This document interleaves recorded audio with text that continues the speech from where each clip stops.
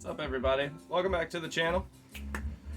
Oh, it's gonna be another vlog video. It's gonna be some really great camera work. It's gonna be great audio. It's gonna be incredibly entertaining. Let's get into it, man. Okay, so getting into it. Camera skills. This is what we're doing. Well, technically this, but this is going to go into there, and hopefully Morgan will be able to rev to 6,000 RPM like it's meant to be. But anyway, we're going to start off simple, where I'm just kind of looking at this here engine brace bracket. Now, I thought about this, and I could probably do all of this with it sitting in the back of the Gator, but I'm going to be honest with you, I don't really feel like fighting.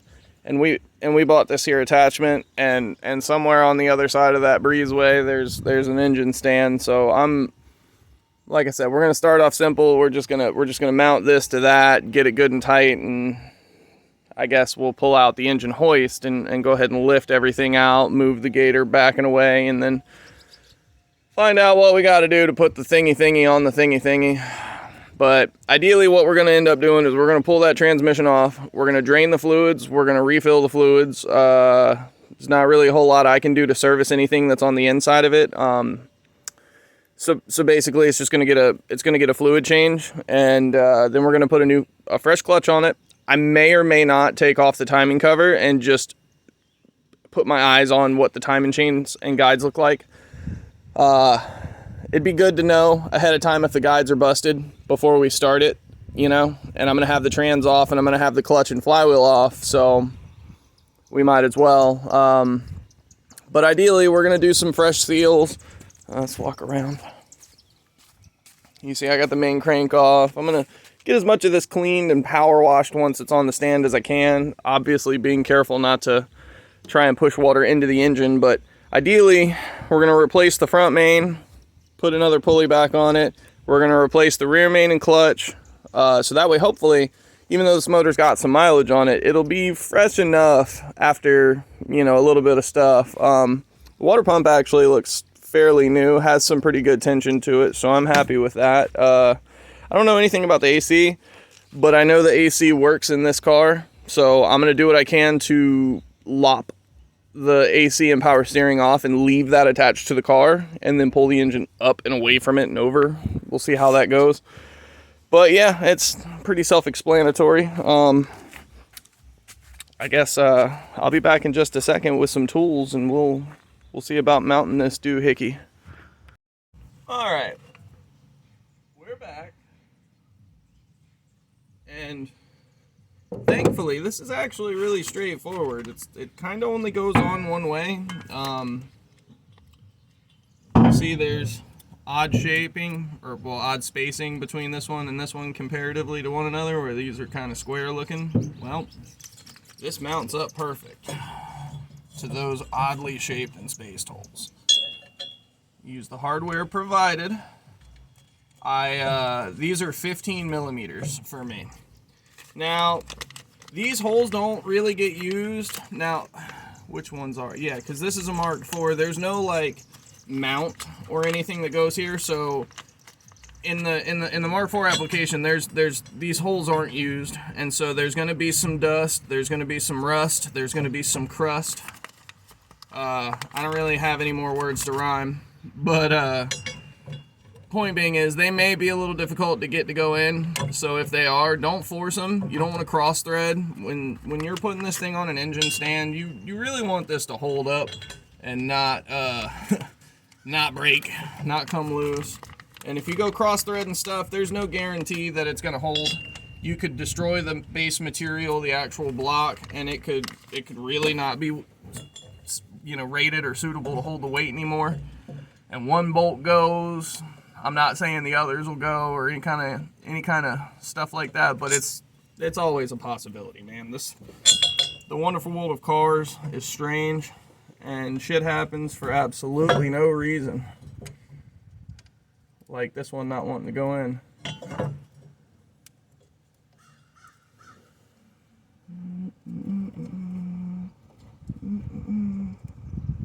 socket that's in. So I'm just gonna take my socket, again, it's just a 15. I'm gonna try and run a lot of these in by hand, just to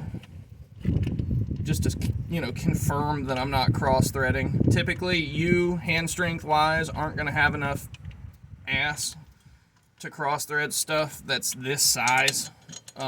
Maybe smaller stuff like machine screws for computers or small electronics, sure, that's different, but this big stuff, no, that's pretty unlikely. But I like this. I think this was Fabless Manufacturing who made this one. I don't really have anything against Fabless Manufacturing. I think some of their stuff's a little bit overpriced for what it is, but that is the industry of cars. You want to do cool things and have fun, it's gonna cost money. So, you know, I can't really fault them for being in business. So, I don't have anything against them, but some stuff that they make, it's stuff that I don't know that I'd ever really need in the real world, unless I was just trying to do that little bit extra to spend that little bit more on something that I probably don't even really need.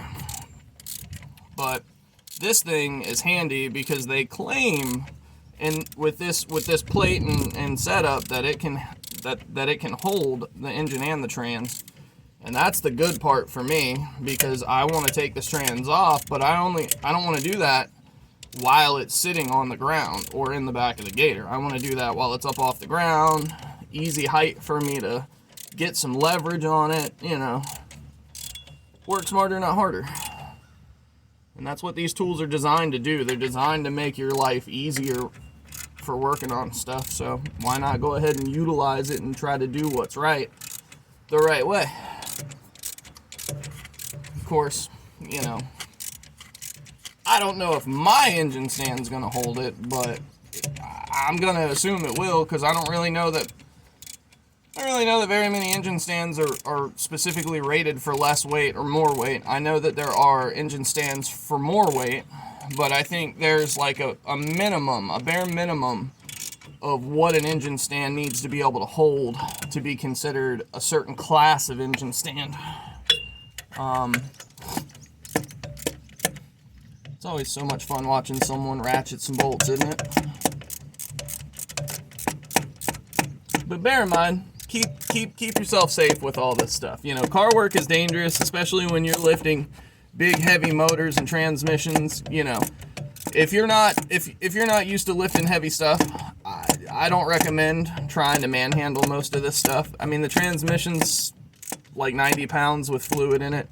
This engine's like, oh God, was it like 380 to 400, maybe 450 if everything's on it. It might even be higher than that. I don't really remember. I don't know. But my point is, this stuff's really heavy, and none of it's worth you hurting yourself over. And that's why I'm going through the process of trying to put this thing on an engine stand. If I get everything at the right ergonomical height and everything comes apart and goes together largely like it's supposed to, my body shouldn't take too bad a beating. You know, utilizing the engine hoist to move this thing around to and fro, and then using the engine stand to get it at a workable height. It's your body is an investment that lasts your entire life that you may or may not make money on, but like, you should treat it like you're making money on it all the time. Everything you do should be conscious of your overall health. If you're gonna lose a finger, that might stop you from doing something else in the future. And nobody really wants to, you know, be crippled for the rest of their life over a car. Okay, so that feels pretty solid. I guess the next step is gonna be to pull the engine hoist out from the other side of that refrigerator. I'm gonna have to go through and yeah, it's gonna be a blast. And then I'm gonna have to bring the engine stand through there. So I think I'm gonna cut here, and when I come back, I'm just gonna have the engine stand and hoist over here, and you guys will be ready to watch me do some dumb stuff. Okay, so I changed my mind. I'm gonna bring you with me for a couple of seconds because I want you to see how I do this so that you can see how easy it is to move an engine hoist around without having to fight. Oh. hands are in the way. Remember to recycle, kids. Okay. Go back through the hole. Cut up in here. Let's see, it's right there. Oh, hit the car. Love it. Okay. I need you to stand still on your own, see? Okay. So I'm gonna set you up. Yeah, that's okay. That's alright. Alright, so look. Easiest way to do this. Dolly. Get it on there, under there, however. You also want to go ahead and flip these back so that these don't come back and smack your fingers. That sucks. You lean the whole thing back, and then bam. Now, you can go pretty much anywhere. And me, one-handed, it's heavy, of course. It's a few 100 pounds of steel. But look, I'm now out in the open, and I'm just walking to my destination. Look how awesome this is. Look at that. Isn't that just a great view? Love it. And we're gonna go ahead and swing wide and come in this direction.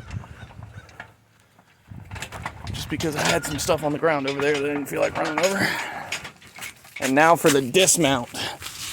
Bring it back up, right? See, I got my hand on it. Get my hand lower. Get my hand on the center beam of the hoist. Come down, and then reach through. Roll that forward, bam, on its feet. Dolly out. Dolly out of the way entirely. And then look at that nonsense, all by myself, in just a few seconds, with only a little bit of holding it up. We're where we need to be. Okay, I'm gonna get the engine stand and we'll be back in a minute. Okay, so we're back. It's just a second for you, I'm sure, or a blink. Hopefully a blink if I'm that good. But yeah, we here. This is what we do. I do not know. Anyway, I got the thing broken down and assembled so that now we can do some stuff. But I basically just wanted to show you something real fast while I'm thinking about it. So if you're doing what I'm doing, you're going to be pulling an engine out of a car. Clearly, I've already pulled this one from a car. But when you're doing all this, you get to a certain point, you're gonna need to get the exhaust off the car, off the motor, so that it can hang free. You can pull the manifold with the exhaust or with the motor if you want. I don't like doing that. I like doing this, but basically you're gonna end up pulling this bracket here with this hole off in order to get the exhaust off. So what I'm saying is put this bracket back on and leave this gasket here so that this steel, when you tighten it down, doesn't dig into the aluminum directly. You want to leave this gasket here so that there's a little bit of a cushion for you to be able to save that flanging surface, because you see here it's been apart for a little while, so there's a little bit of corrosion, but a little bit of a wire brush will take care of a lot of that. But I just wanted to show you that. You're gonna have to make sure you put that back on. My choice of hooks sucks. This one, I think this was the one I put over here because this was kind of a tight hole, so it just loops right in there. You come across the top of the motor, and then there's another one down here. Oh, where's my camera? Let me just walk around instead of trying to fumble around with all this nonsense. Take the hook, you put it in that hole there. Bam. Now you have a chained up, ready to lift engine. Now, the problem I'm gonna have is that, one, this is almost all the way under, like that. So I'm gonna lift the tailgate just a little bit, which of course pulled that rod out. Love when that happens. I'm gonna inch this forward, let it rest on that. Oh, it's perfect. So good when it doesn't work the way it's supposed to. Oh, I love that. You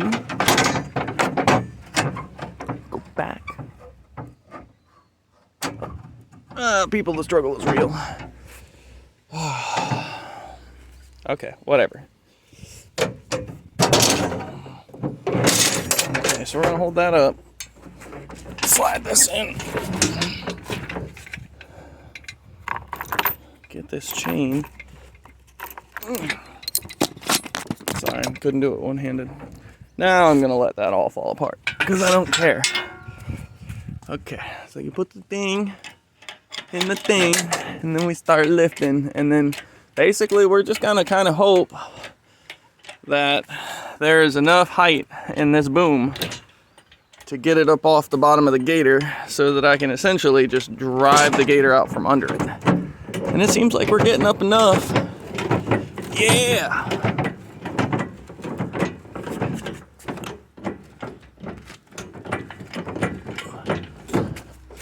Okay, brick out.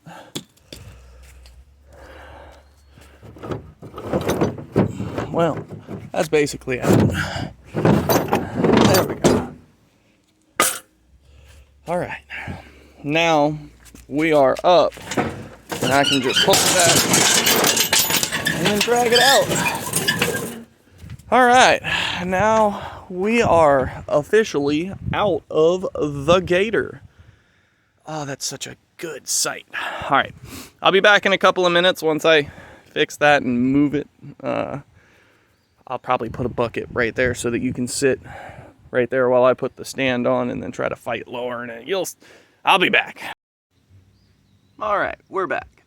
I have the engine hoist up. I've got the engine stand, little attachment mount thing mounted. Now it looks like it's just a matter of seeing, or hoping rather, that my engine stand fits it. So here we go.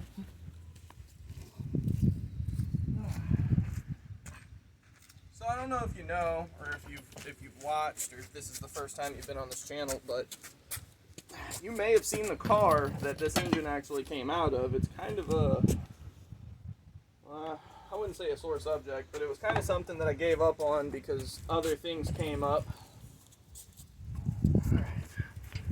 Moment of truth. That does look like it's going to fit, thankfully. Alright, so what can we do?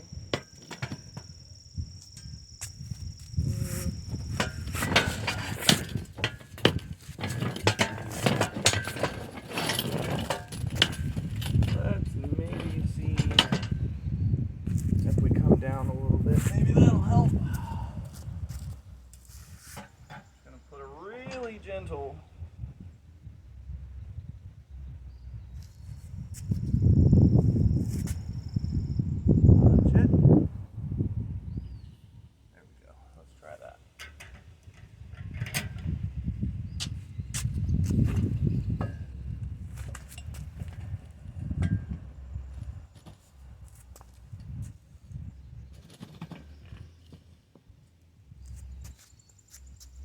go back up a little. That's okay.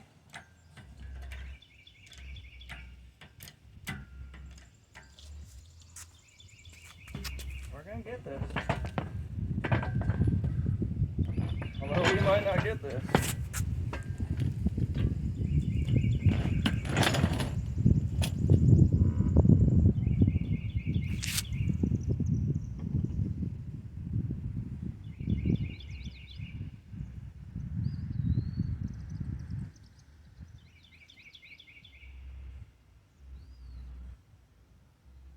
You know, it's kind of a pain in the ass. My rear wheels sit lower so that they can actually go underneath of the thing, but the front wheel, because it's sitting higher, you can see the beam coming down the front, and it's just in the way. So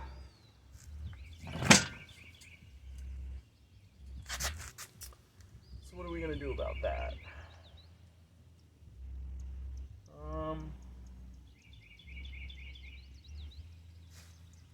Really, I think the only thing we can do is we can set it down where it's at, and then we can flip the hook and then turn the engine around and try it from the other side so that the front is sticking out. I don't know. We'll give it a shot. We'll see what happens. Not real sure if it's going to work. I have no idea.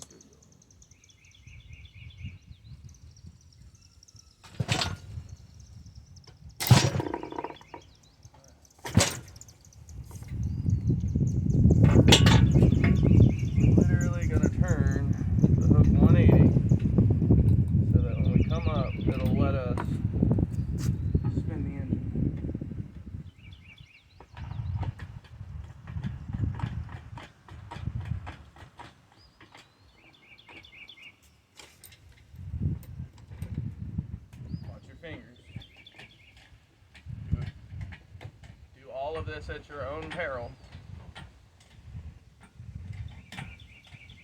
But I'm pretty sure my chain is fairly ample strength. I don't know that I'm going to be able to turn around. I don't think that's going to work.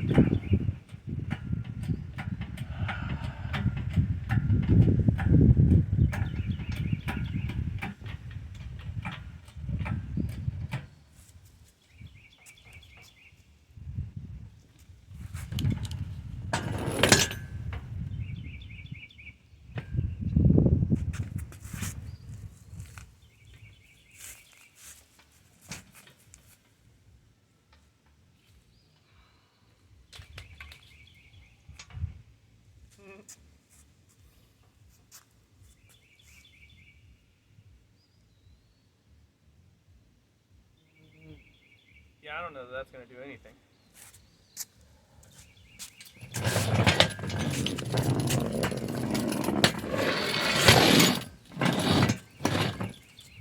Go up a little bit.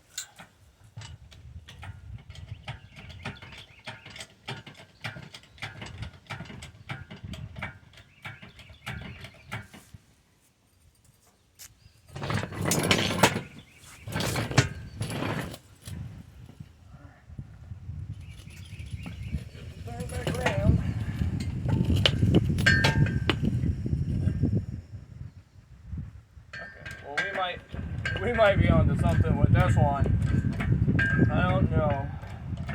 As always, this always feels so damn terrifying to me.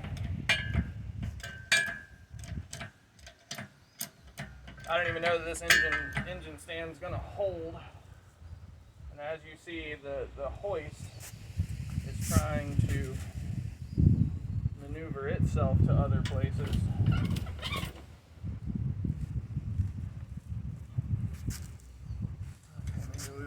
Too high again.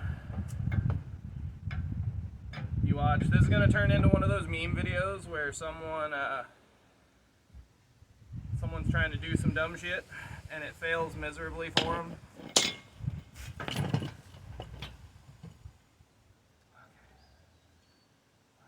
something. We're kind of sort of doing something. Oh no! I have blocked my thing. Can't pump anymore. That was not expected.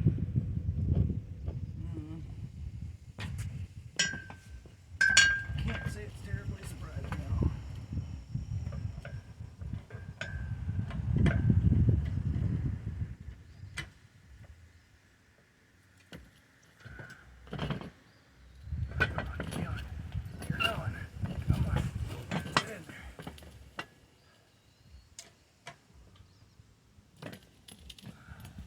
It is working. Hey! Okay. I'm off it. Where did I put this screwdriver? On top of the motor. Okay, so we're going to try and come down gently.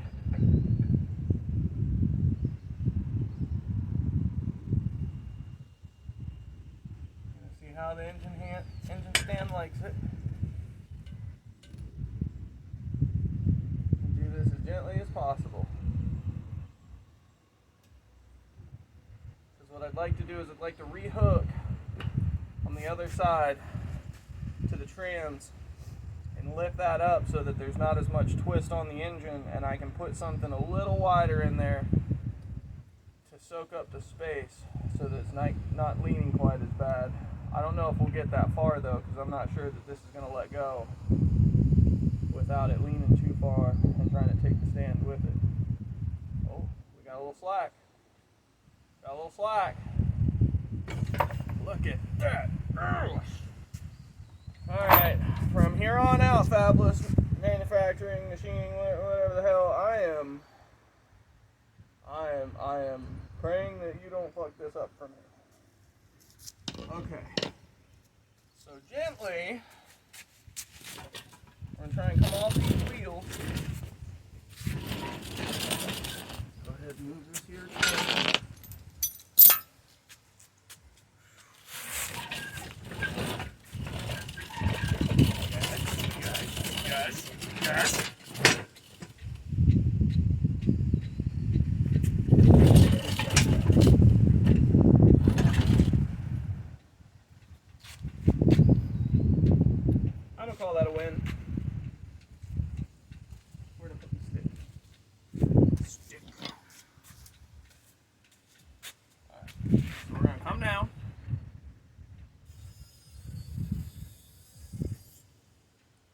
Can't come forward too much because we're gonna hit that front boom again. But that's okay. We're not worried about that right now. Grab your chain. Hopefully this one's long enough. It looks like it ought to be. Might have to lower the thing a little bit more. That's okay. We're doing this for stability's sake.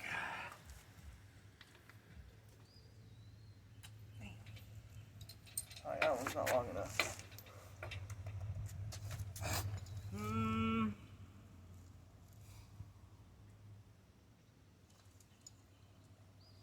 I would have sworn that there used to be a thing meant for a thing, meant for another thing.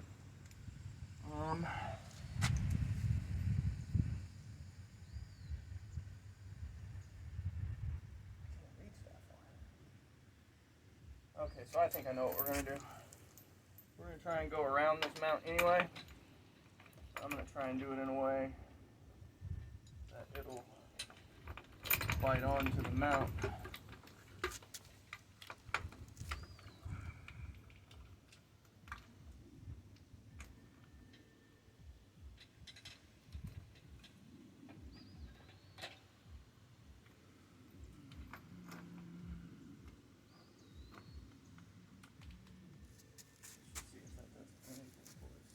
Hold that in place just enough to get it up, or to get the tilt out of it. I'm not trying to pick it all the way back up.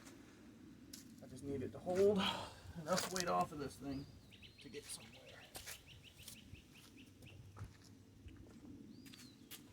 Pretty sure I'm just going to use like a punch or a chisel or something.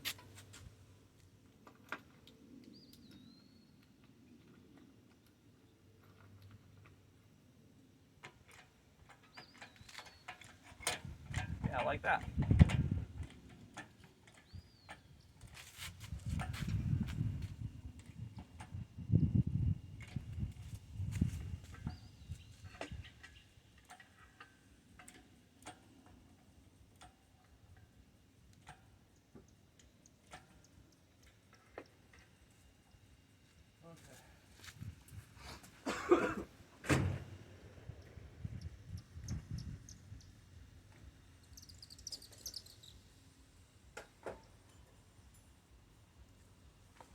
Pretty sizable chisel.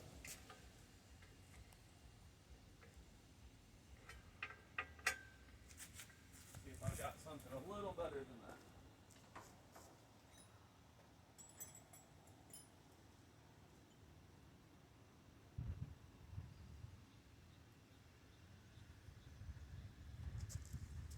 Might be.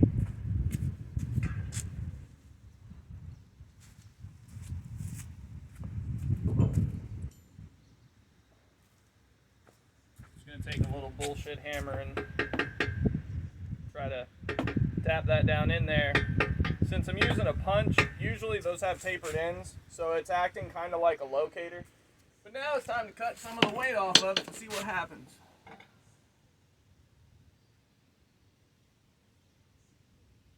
Hopefully it holds. It looks like it might be holding.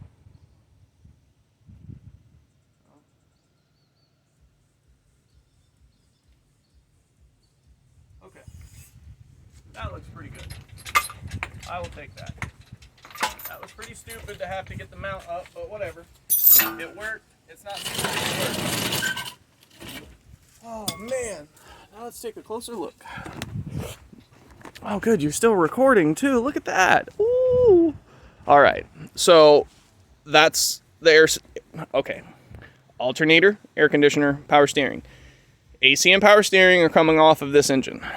There is, I think secondary air is going to come off because I believe that one's been deleted or something. I think there's a plug floating around for it. Thankfully, if you look in close, you can see there's already an aluminum crack pipe.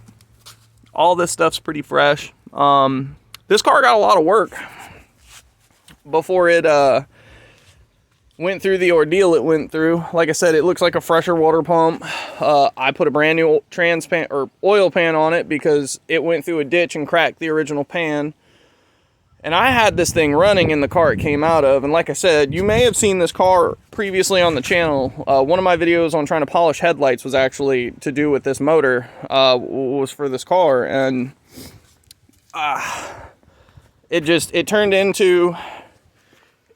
into more of a headache than it needed to be, because I ended up buying this car. So the motor, or the car that this motor came out of, all the good ECS parts and goodies and stuff ended up going into this one. So I like sacrificed this one for this one. And as you can see, this thing's got its problems. It's got some paint chips around the bottom. It's got a little bit of body damage here and there, scratches and stuff. But it's a good car. And it's a nice car. And the interior's clean. It's got good seats and stuff in it. So I always felt like old Greg was worth keeping. And that's why I bought him when I got the opportunity to. But basically, this engine came out as a spare for old Greg because it had a bunch of ECS stuff attached to it that I really wanted for other projects, and that's just kind of how it went.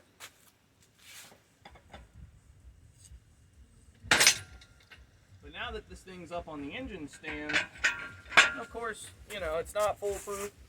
You don't want to go out of your way to tempt fate by getting underneath of this or doing anything you shouldn't be doing.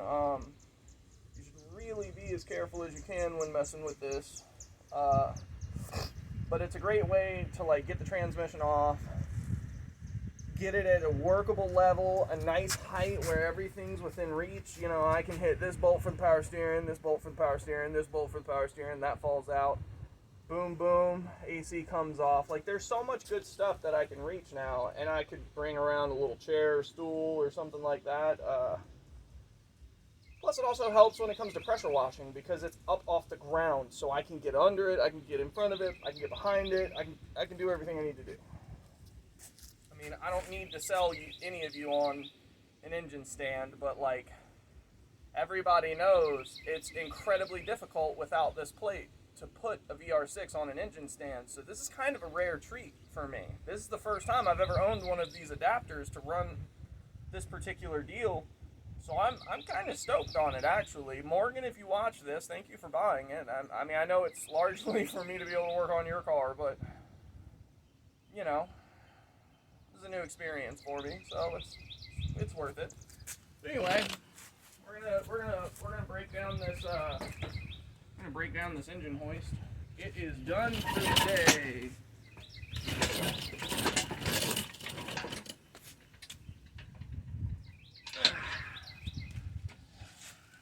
I am really excited to have gotten at least this far today, because even though this thing's gonna have to sit out here on this metal plate, I can wrap a tarp around it, and because it's up off the ground, I can wrap a tarp around it and then throw duct tape on it to hold it together, so I don't have to worry about the elements quite as bad, even though it is fully outside and in the sunlight.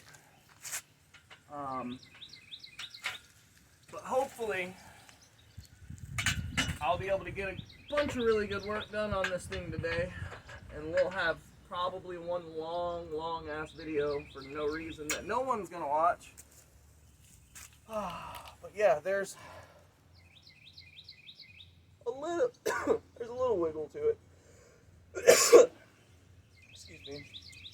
But I also think once a lot of this stuff comes off, you get a lot of this stuff back out from where it was. Yeah, I don't know. I have to look at old Greg and see how all the stuff's run. I'm not as versed in Mark IV as I am in Mark III. So looking at this stuff, some of it's a little funky to me. Some of it looks like it probably serves a real fucking purpose. But basically, when I pulled this engine, I pulled everything, connectors and all. I didn't cut anything. So theoretically, this motor came out running. If I strip old Greg's motor down to the same state and put all of old Greg's stuff back on it, theoretically, it should run. So that's pretty much that. Looks like a body ground. Looks like crank sensor probably.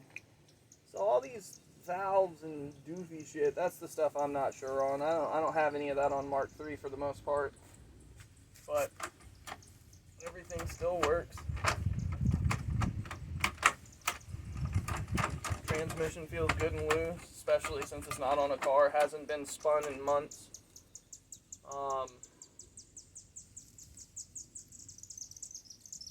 This is progress. I like this. Probably going to take the alternator off too, just because I know old Greg's alternator is good, and I might as well put the good parts on what I know is good, and especially being able to clean off all this crud, it's just great.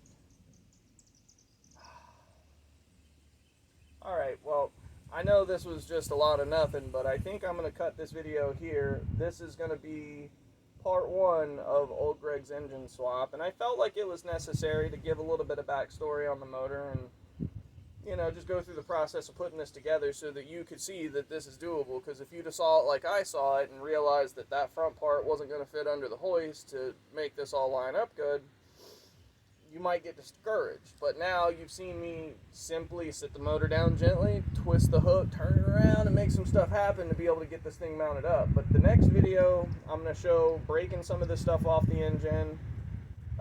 We'll probably pressure wash it after I get most of the stuff off the engine. Like I said, to knock as much grease and grime and stuff off of it, so when it goes back together in Greg, it's clean, it's easy to work on, so that way if we have any leaks, we'll be able to easily identify them, quickly identify them. You know, just all the benefits of something being clean. But I appreciate you staying around. If you made it to the end of the video, hey, I appreciate all the support. It's great. Thank you. Feel free to subscribe. I work on a lot of Volkswagens. I'm not going to be working on them as much coming up soon because I've started employment again. So I'm probably gonna have less time, which means I'll probably make even less videos about any of this stuff. But I'm hoping to try and stay true to what I've been going after, and everything I do, I'm trying to do it on camera now, and I'm really trying to share my experiences and share my experience to such an extent that it empowers and allows other people to do what I do. I've never been to school for any of this. I try to mention that in every video. I've never been trained.